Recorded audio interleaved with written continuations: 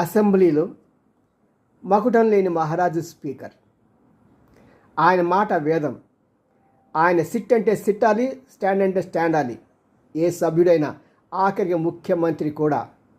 మరి అలాంటిది గత నెల రోజులుగా స్పీకరు ఈ పార్టీలు మారిన ఈ ఎమ్మెల్యేలకు మీరు ఎందుకు పార్టీలు మారారు, మీరు మారటం వల్ల మీరు అనర్హులు అయ్యారు కదా, మిమ్మల్ని మేము అనర్హులుగా వాళ్ళని మిమ్మల్ని పరిగణించమా, మీ ఎక్స్ప్లెనేషన్ ఏంటి అని వాళ్ళకి నోటీస్ ఇస్తే ఎన్నిసార్లు నోటీస్ ఇచ్చినా సరే దానికి స్పందన లేదండి.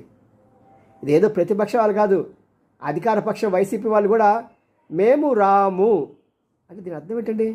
నీ ఇష్టం, ఏం చేస్తావో చేసుకోవైనా అంత పెద్ద ఆయన పట్టుకొని.